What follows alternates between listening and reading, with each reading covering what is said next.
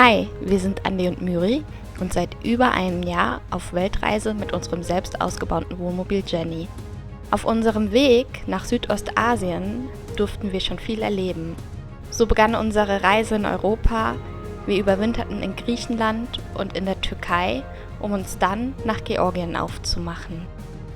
Nachdem wir Russland durchquert hatten, erkundeten wir entlang der alten Seidenstraße Länder, die kontrastreicher nicht sein könnten.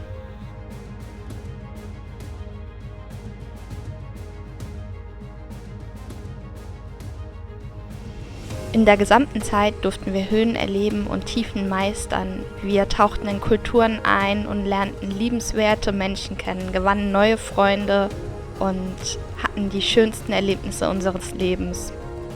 Kurz bevor in der Mongolei der Herbst anbrach, reisten wir nach China ein. Ein großes Ziel, das wir schon lange vor Augen hatten. Nachdem wir China durchquert hatten, kamen wir in Südostasien an. Genauer gesagt in Laos.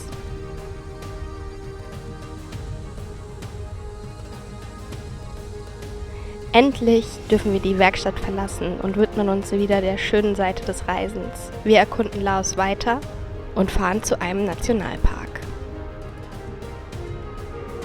Aber warum wir am Ende wieder in der Werkstatt landen, das erzählen wir jetzt.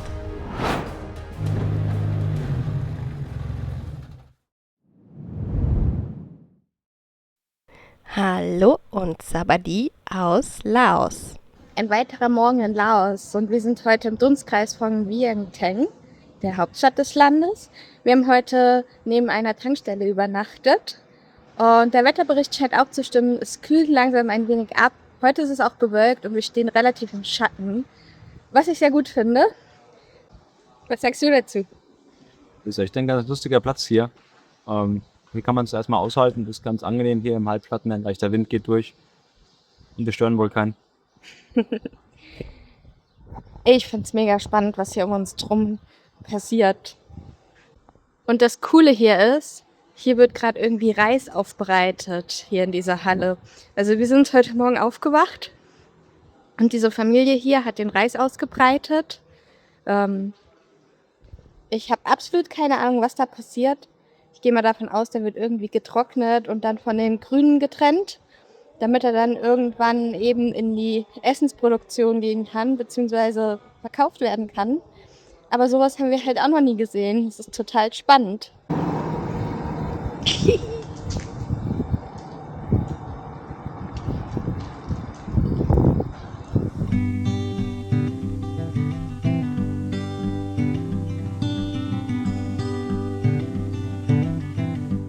Nach einer erneut sehr, sehr, sehr heißen Nacht kommen wir hier zum ersten Mal an unsere Grenzen mit unserem Energiesetup. Obwohl es hier eigentlich so viel Sonne zu scheinen gibt. Aber wenn es bewölkt ist, und wir stehen gerade auch im Schatten, weil es halt so heiß ist, kommt unser Energiesetup irgendwann auch an seine Grenzen. Hast du schon mal gesagt. Wir sind auch ein bisschen crunchig, weil die Nacht war halt so kurz. Ja. Jetzt ist der Andi crampy. Also die Sonne scheint nie wirklich stark. Es ist ganz oft extrem bewölkt. In Südostasien hätte man gedacht, oh, schön warmes Wetter und sehr viel Sonne, aber nein. Wir haben wirklich Probleme, unsere Batterie zu füllen. Und wir haben sogar den Motor laufen lassen müssen, um über die Lichtmaschine, über den Ladebooster Strom zu generieren. Also nur kurz, aber ich schätze mal, wir müssen es heute wieder machen, wenn es bewölkt bleibt. Mal schauen. So, ich habe jetzt mal hier das komplette Dach, alle Solarpaneele gereinigt. Das ist jetzt schon ganz am Ende, aber es war unglaublich viel Dreck drauf, wirklich. Ziemlich dicke Schicht und wenn es eh schon bewölkt ist und dann auch noch so eine dicke Schicht an Staub auf den Solarpanels ist, kein Wunder, dass der Ertrag nicht so gut ist. Wir haben mit 1000 Watt und also Solarleistung auf dem Dach und wir haben aber maximal 250 Watt reinbekommen aktuell. Klar, jetzt, wie man sieht, stehen wir im Halbschatten, wir werden auch hier gleich weg müssen. Aber wir hatten generell schon den Verdacht, dass wir zu wenig reinbekommen. Ja.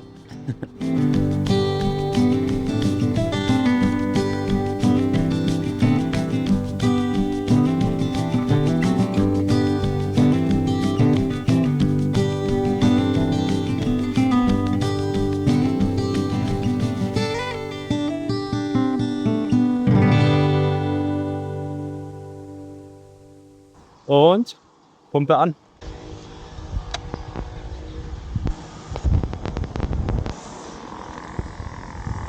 Ah! Ach du Scheiße, das habe ich zu spät gesehen. Ach du Kacke. Das Wasser war gerade noch richtig sauber. Ich schalte mal die Pumpe wieder aus. Und auf einmal werfe ich einen Blick in den Eimer rein. Und es schaut gar nicht gut aus. Da war einfach Sand drin. Ja. Also, wir haben noch nicht so viel eingesaugt, Gott sei Dank. Wir lassen das jetzt mal. Nach 2 Tagen hier an der sehr komfortablen Tankstelle geht's jetzt weiter Richtung Naturwunder. Nein, Naturwunder ist es nicht, aber es ist ein sehr schöner Naturspot. Ich glaube, es gibt wieder einen Wasserfall. Und da geht's jetzt hin. Das ist Offroad auf der Straße, also Offroad on-road.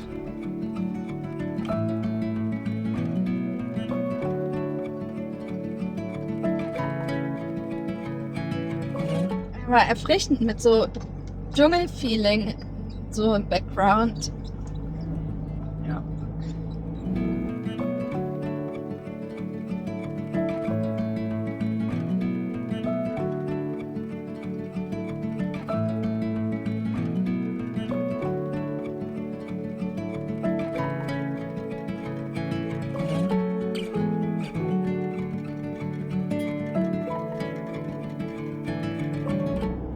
Welcome to the jungle! Oh, Scheiße!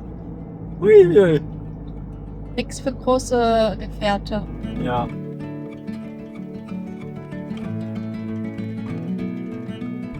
Also wir gehen uns gleich hier die Highlights angucken. Aber vorher muss Dani noch an der Kamera rumdoktern. Die Speicherkarte muss leer gemacht werden. Das ist ganz einfach. Oh, das gefällt mir.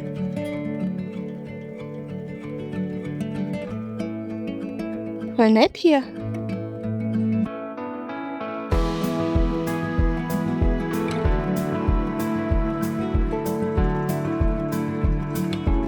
Oh, das ist angelegt wie ein Schiff. Und die ganzen Schmetterlinge flattern, ist das schön. Guck mal, die wohnen hier in den Kugeln. Also ich muss sagen, danke Dan für diese Empfehlung. Die ist schön. Oh wow. Das ist richtig schön angelegt hier. Wie toll angelegt das hier ist. Ja.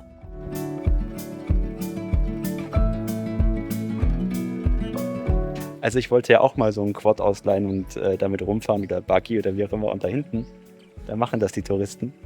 Aber hallo, die haben eine 100 Meter Asphaltkreisstrecke, in der sie im Kreis fahren. Das ist ja so lame. Also wir fahren jetzt zu irgendwelchen Hängebrücken Richtung Wasserfälle. Und ich muss hier mal kurz schimpfen. Die Gegend hier ist wunderschön. Und es soll ein Nationalpark sein.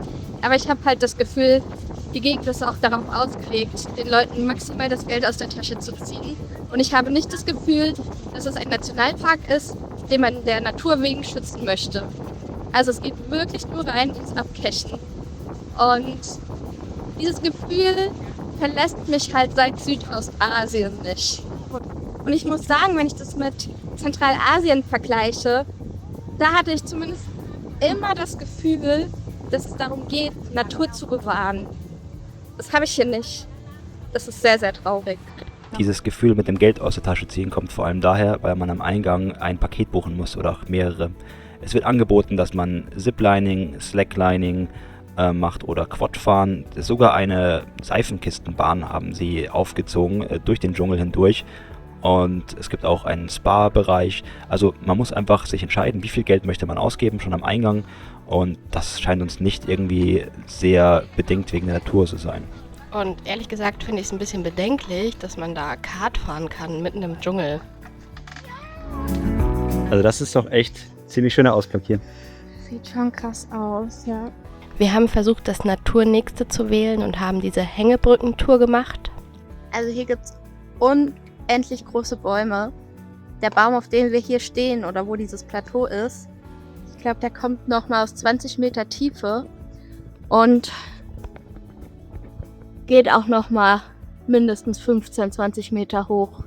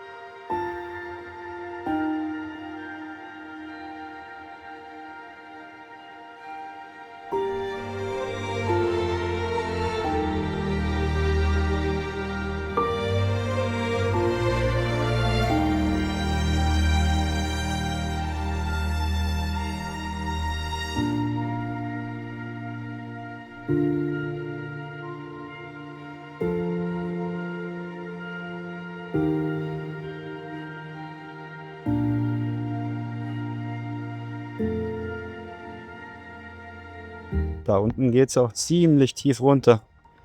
Hui, das gefällt mir gar nicht so, ehrlich gesagt. Wenn es so tief runter geht, da habe ich so ein bisschen Höhenkrankheit. Höhenangst, meine ich. Ich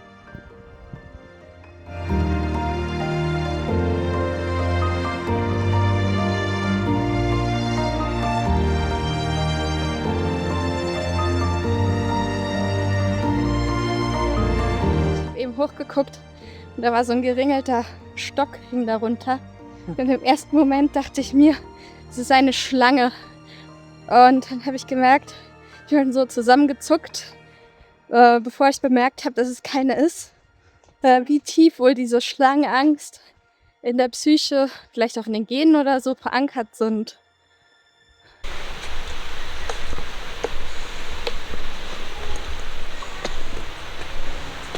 Wir haben übrigens einen Guide dabei, der läuft hinter uns. Ich wollte auch erst nicht so recht verstehen, warum man den hier braucht. Aber Andi meinte dann ganz gerecht, dass sie wahrscheinlich einfach dazu dabei sind, dass falls hier Schlangen oder Spinnen oder ähnliche Tiere auftauchen, da einfach quasi für die Sicherheit garantieren können.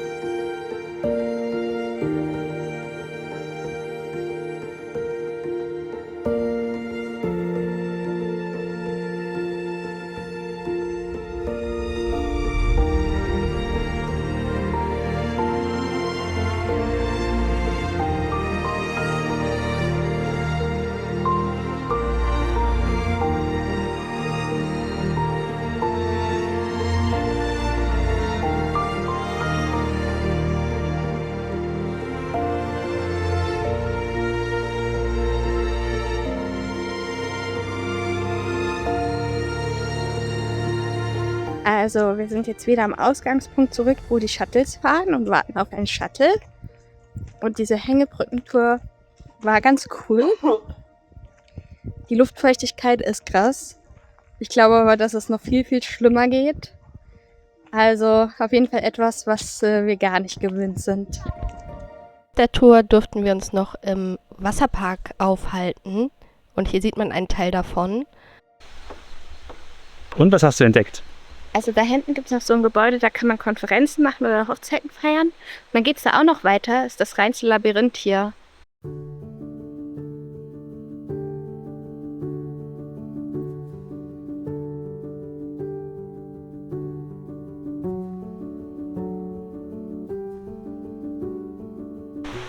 Haben wir alle schon gesehen, oder? Nee, den Orangener noch nicht. Und der ist cool, weil der hat an den Flügeln nochmal so kleine Spitzen. Spannend. Wir haben Dschungelbeeren gefunden, wissen aber nicht, was das genau für welche sind und ob man die essen kann.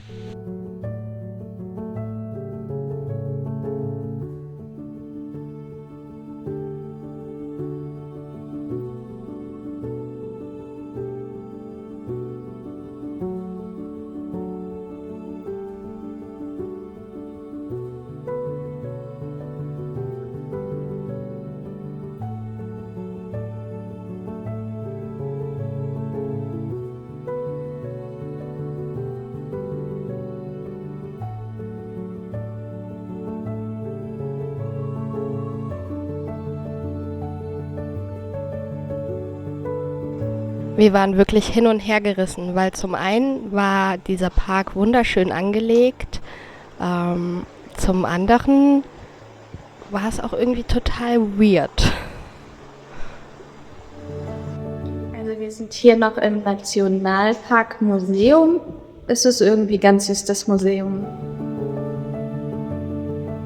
Also irgendwie war es total cool, aber wir haben dieses Gefühl einfach auch nicht losgekriegt, dass dieses ganze Konstrukt gebaut wurde, um Touristenmassen zu befriedigen und nicht um die Natur zu schützen und um möglichst viel Geld zu machen. Ich will es überhaupt niemanden verübeln, wirklich nicht. Dass wenn man was Schönes hat, dass man damit auch als Land Geld verdienen möchte. Aber es war so weird. Die sind eher so ein bisschen unheimlich, oder? Ja, wir haben die gefunden, denen wir eigentlich nicht begegnen wollen. Guck mal, den hier siehst du nicht mal. Der sieht aus wie ein Blatt. Die haben hier alle so Riesenstachel. Und guck mal, was der für miese Beine hat. Oder hier ein Riesenschmetterling mit Stachel. Puh. Ja. Das sind Motten. Wir haben hier Kakerlaken und die sind groß und ich kann das beurteilen. Ich habe in Spanien gelebt. Die sind riesig. Das ist mein Finger. Und übrigens die Flügel haben, sind Weibchen. Männchen haben keine. Schön.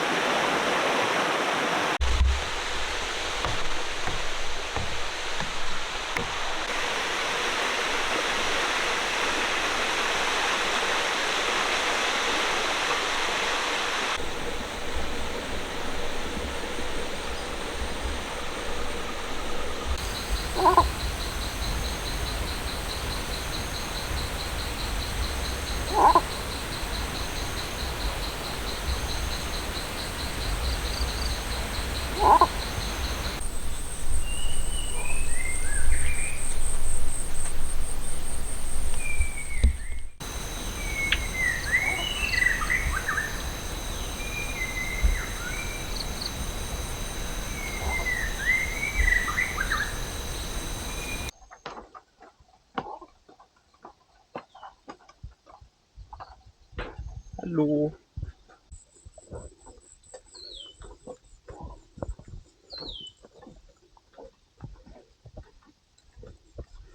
Hier neben den süßen Kätzchen gibt es einen Pool und ein paar Duschen. Wir dachten, wir könnten hier einfach mal ein Essen zu uns nehmen und im Anschluss lieb fragen, ob wir die Annehmlichkeiten benutzen dürfen. Und dann hieß es, nein, das hätte man extra buchen müssen. Das war für uns etwas verwirrend, weil es gab nirgendwo ein Schild dafür. Das Personal sprach leider auch kein Englisch und generell dafür, dass es ein so touristischer Ort war, war wenig auf Englisch übersetzt. So waren wir uns einfach nicht im Klaren, was ist free, also frei, oder was ist eine Fee, also eine Gebühr. Es war ein bisschen schwierig. Dennoch muss ich sagen, die Tour durch den Dschungel auf den Hängebrücken war ziemlich magisch, weil man hatte wirklich das Gefühl, dass man durch den Dschungel fliegt oder schwebt und das können wir definitiv weiterempfehlen.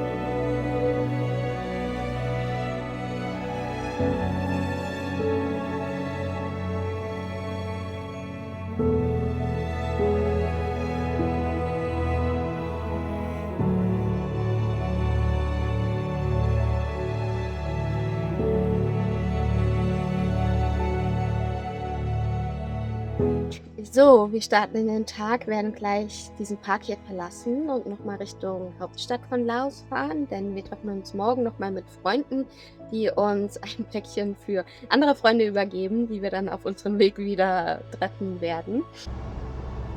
Da drüben ist so ein riesiger Buddha-Kopf, man kann ihn leider auf dieser Kamera nicht sehen. Für solche Fälle haben wir natürlich unsere Drohne dabei.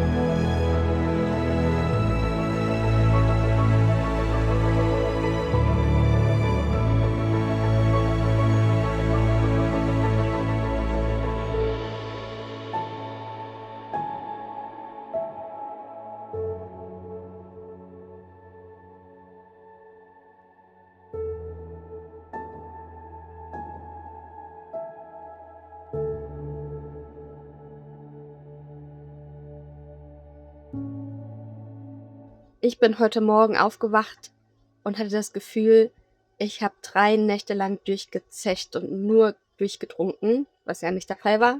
Wir haben gestern keinen Alkohol getrunken.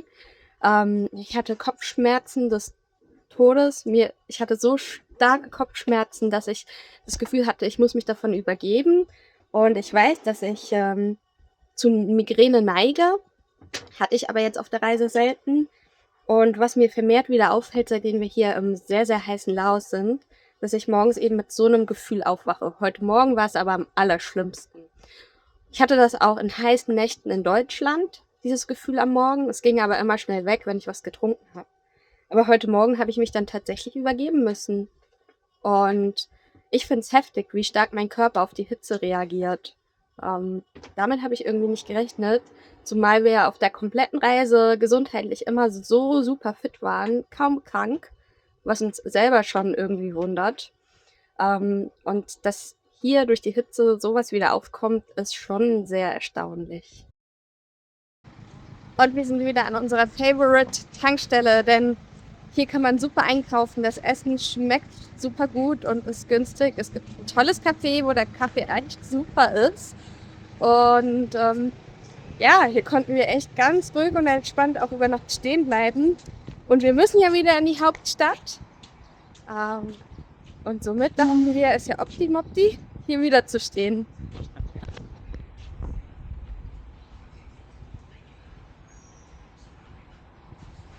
Was nehmen wir heute? Ich nehme das, was ich beim letzten Mal hatte, das mochte ich. Und wie war dein Essen? Oh, das war lecker. Immer eine Kombination aus Reis, Fleisch oder Fisch oder Tofu, ein bisschen Gemüse und ein kleines Süppchen gibt es auch immer dazu. Das ist gut, um die Elektrolyte im Körper hochzuhalten, wenn man so viel schwitzt. Ja, auf jeden Fall, das mit der Suppe macht Sinn, ja.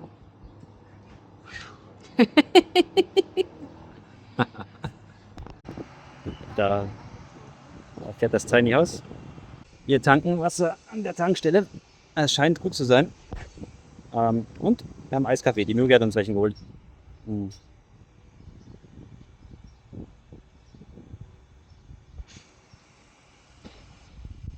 So, ich habe leckere Bautzen von der Freundschaftsbrücke mitgebracht. Ich war kurz da und habe unser Fahrzeugimportdokument verlängert. Wir hatten leider bei der Einreise nur 14 Tage bekommen und die sind ja schon seit 2 Wochen um. Und dann habe ich bei einem sehr freundlichen Officer mit Google Translate erklärt, dass es dann Fehler gab an der Grenze und schau mal, mein Visum geht doch noch bis Ende November, also wäre doch schön, wenn das Fahrzeug auch so lange bleiben könnte. Und dann hat er es verstanden, hat mich durch 2 andere Räume gebracht und irgendwie 20 Minuten später und 3,50 € bezahlt, haben wir jetzt eine Verlängerung für das Fahrzeug bekommen und wir haben auch keine Strafe zahlen müssen für die 14 Tage, die wir das offizielle Importdokument bereits überzogen haben. Und ich habe auf dem Rückweg so leckere Bautzen mitgebracht. Lecker. Ja, Möri ist happy. Ich liebe Bautzen. Beste chinesische Sache, die es gibt. Nee, die Chinesen haben noch mehr sehr, sehr gute Sachen, aber das gehört dazu.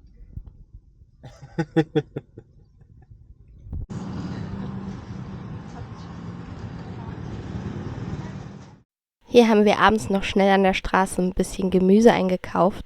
Und ich muss sagen, was wirklich in jedem Land ohne Sprachkenntnisse funktioniert, ist Einkaufen. Da sind die Verkäuferinnen und Verkäufer wirklich so gut drin, einen so ein bisschen da durchzugeleiten, dass man sein Gemüse und alles, was man so haben möchte, kriegt.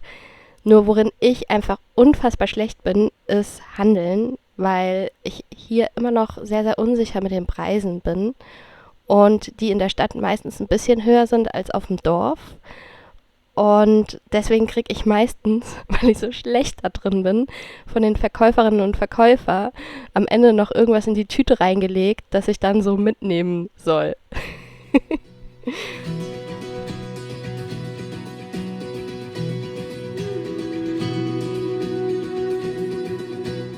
Da drüben ist Diesel rausgekommen. Das ist das Rücklauf für den Dieselrücklauf. Und da kommt Diesel offensichtlich dann raus.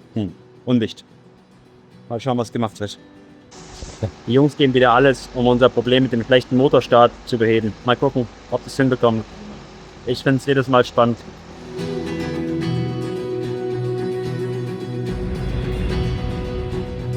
Das Ventil am Common Rail, was den Druck steuert, von der Einspritzpumpe irgendwie zu den Injektoren, das wird jetzt ausgetauscht und das ist für mich total spannend, weil Sergej Ulaanbaatar hat schon gemeint, dass das erfolgsversprechend ist.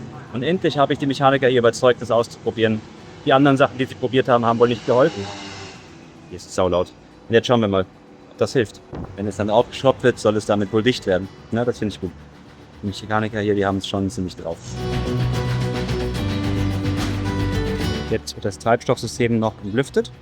Und dann hoffentlich startet er dann besser. Was für eine herbe Enttäuschung. Das Teil Made in Germany, Robert Bosch GmbH, auf der Breite in Karlsruhe. Das Teil ist kaputt in der Packung gewesen schon. Wir haben das Multimeter an den Kontakten angelegt und da war keine Spannung. Also das alte Teil kommt wieder rein, damit der Motor wieder starten kann. Wahnsinn. In China bestellt, aus Deutschland, kaputt. Die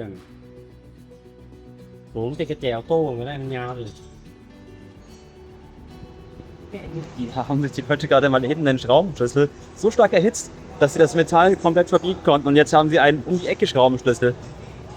Voll lustig.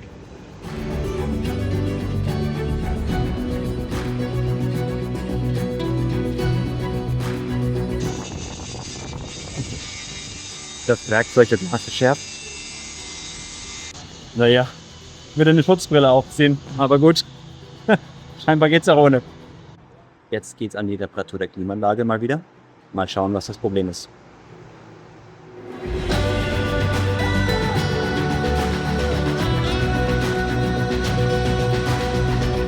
Also gefühlt wird da Sahne hingesprüht, um zu schauen, ob da irgendwo Luft rauskommt oder Klimagas. Sehr spannend die Methode. Spüli und Sahne als Detektoren für austretende Luft.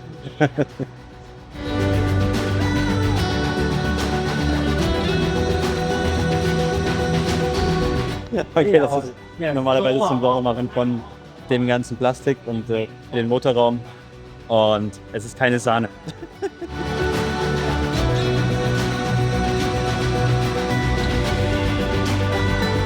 แล้วดันลงวันนี้ยุ่งรถถอยเอาไม่กล้าออกน้อยนึงไม่ต้องเอาออกหลายตัววางเอาวางแล้วนี่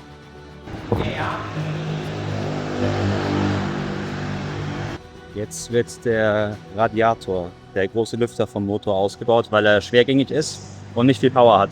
Und sie wollen ihn nochmal raustun, sauber machen, in Öl legen und dann sollte er unseren Motor besser kühlen. Wurde so beiläufig entdeckt. Ich finde es cool, dass die über den Tellerrand hinausschauen und auch andere Sachen finden.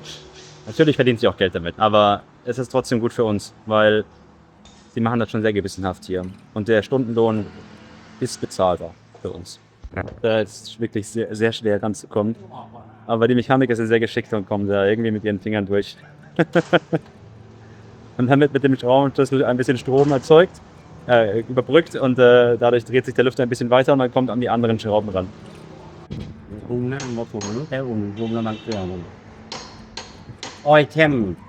Ja.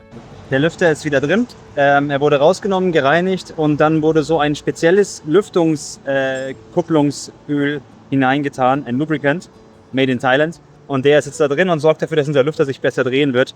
Wir sind alle fleißig am Arbeiten und ich habe jetzt erfahren, dass der Grund ist, warum unsere Klimaanlage wieder keine Klimafunktion hat, weil es so heiß im Motorraum wurde, dass dadurch die Gummidichtungen von dem Klimakompressoranschlüssen undicht wurden und dadurch das Klimagas entwichen ist. Und wir hoffen jetzt durch die Reparatur des Hauptradiators sollte die Temperatur im Motorraum nicht mehr so hoch steigen und die Gummis in Zukunft länger halten. Also das ist der Kasten, wo unser Luftfilter drin ist und da wird jetzt gerade der Stecker, der da dran ist, ausgebaut und geschaut, ob da vielleicht ein Problem ist.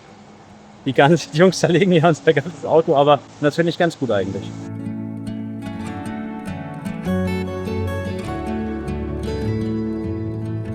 Dieses Teil hat wohl einen Luftfilter drin gesteckt, in der Luftansaugung.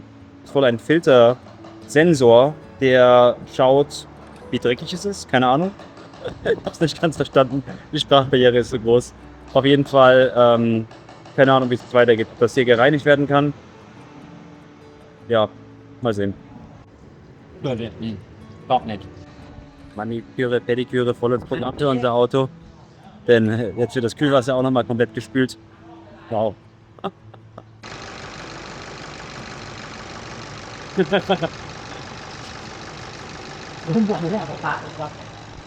Also Tom, der Hauptmechaniker, zeigt gerade und demonstriert, dass es ganz schön dreckig da drin ist.